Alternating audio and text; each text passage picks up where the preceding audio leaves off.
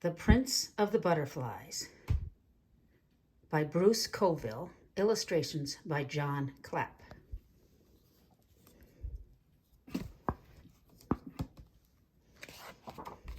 The Prince of the Butterflies. 2 days after John Farrington's 11th birthday, a migration of monarch butterflies landed on his house. When John came out the front door that morning, the monarchs covered the side of his house like some living carpet, their orange wings folding and unfolding so that the pattern never stayed the same from one moment to the next. Clusters of them decorated the porch railing, the lawn chairs, the family car, and patches of the side yard. It was the most beautiful thing he had ever seen. John made not a sound for fear of frightening the butterflies away. And though his hands fairly itched to catch one, he worried that if he tried, the whole flock would take wing. Barely daring to breathe, he walked a few feet from the house that sank gently to the ground. Then sank gently to the ground, where he held as still as he could. This sitting was not easy for John. He was rambunctious by nature and preferred running and shouting to being quiet. But in this case, he was willing to make an exception.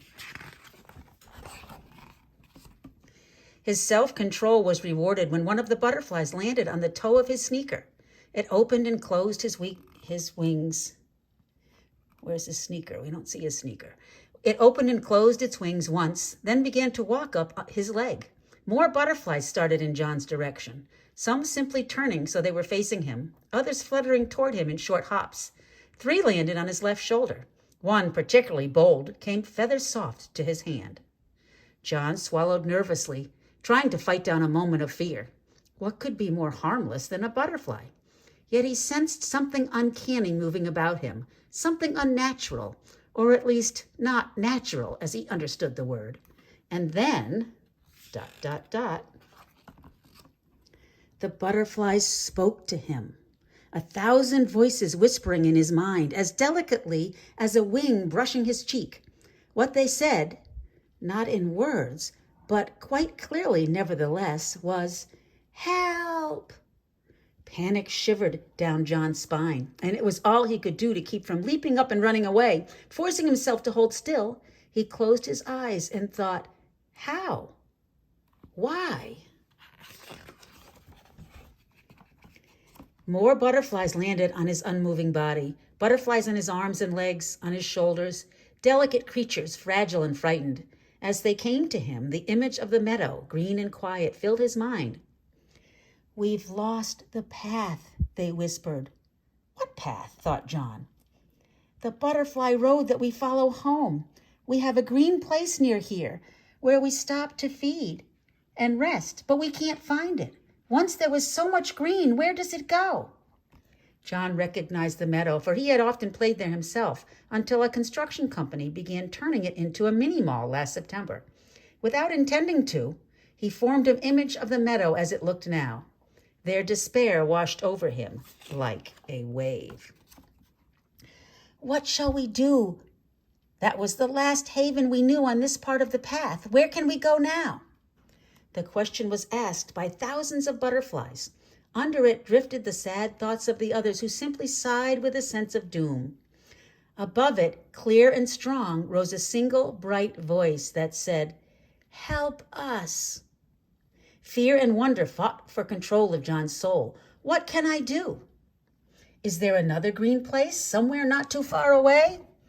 John remembered a day earlier that month when he had gone out to sell magazines for the school's playground fund. He had ridden his bike too far and gotten lost. He'd seen a meadow then that might do, an island of green still untouched by bulldozers. When he formed an image of it in his mind, the butterflies rustled with excitement and relief. "Take us there." "How?" Their answer came not in words or pictures or feelings, but something stronger. The butterflies surrounded John, brushing him with their wings, dropping their tiny scales on his eyes, his arms, his legs, his 2 legs, 4 legs, 6 legs. Stretching the unexpected wings that arched from his sides, John took flight. His heart nearly burst with joy of the gliding through the warm air, floating on the caress of soft breezes, while 10,000 of his kind, flickering bright, flashing orange and black, fluttered all about him. He felt not alone in a way he never had before. "Lead us to the meadow," pleaded the flock. Flapping his delicate wings, John flew up and away from his home until he could see the road he needed to follow. He fluttered along the side of it, guiding the monarchs above the houses. They journeyed through the morning, settling now on a hedge, now on a tree. "Just a little farther," he kept promising, "just a little farther." When at last they reached the meadow, the butterfly settled to its weedy wilderness, its weedy wildness, with a sense of joyous relief that lifted him as if it were a warm wind. John spent the morning with the butterflies, crawling along slender green stems, unrolling his long tube of a tongue to sip sweet nectar, luxuriating in the feel of the sun on his wings. Then at noon, with the sun straight overhead, he suddenly realized he was in trouble. "Can you turn me back?" he asked frantically. "My mother is going to be furious with me for not telling her where I was going." "Stay," whispered the butterflies. "Stay with us." John felt the sun on his wings, wings that could lift him to the sky, carry him free and far, and he longed to remain a butterfly. But he thought of his parents and how they would fear for him, would miss him. He thought of how he would miss them. "I can't," he told the butterflies sadly. "I have to go home." They gathered above him, and in a moment it was finished. Like a butterfly turning back to a caterpillar, he lost his wings and was a boy once more, blinking in the sunlight. His feet were blistered by the time he got home, and he was indeed in trouble, but he didn't really mind. He would trade a week of being grounded for a day with wings anytime. John watched for the butterflies every spring after that, and every spring for a while they came. Twice more they asked for help. Twice more he was ready and became a butterfly and led them to safety. Then the year John turned 17, the flock stopped coming. His heart ached with questions. Had he grown too old? Had they simply forgotten him? Or had something worse happened? Whatever the reason, it was the most painful time of John's life. But he could never explain to his mother why he was so filled with despair, why he wept in his bed at night. The next year, John went to college, where he specialized in butterfly studies. Though his professors thought he was brilliant, he had a hard time in school, mostly because he could not bring himself to collect butterflies and pin them in a display case, as was expected of people in his profession. He preferred to study the butterflies in the wild. In fact, the very sight of collections made him shudder. Finally, he was thrown out of the program. He continued to work on his own.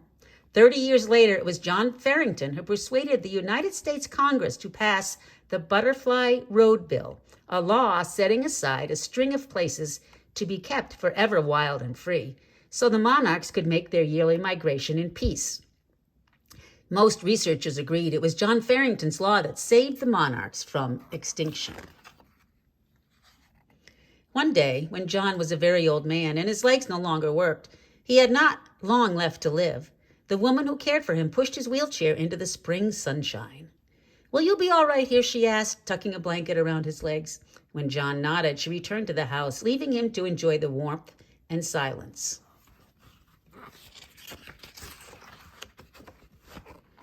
A few minutes after the nurse left, a cloud of butterflies settled around him.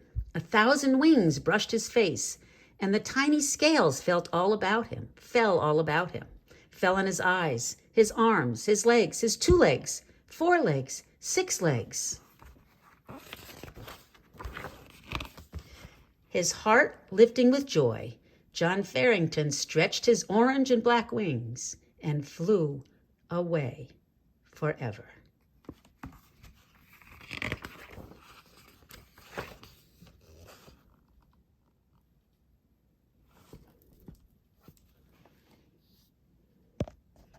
Thank you for listening.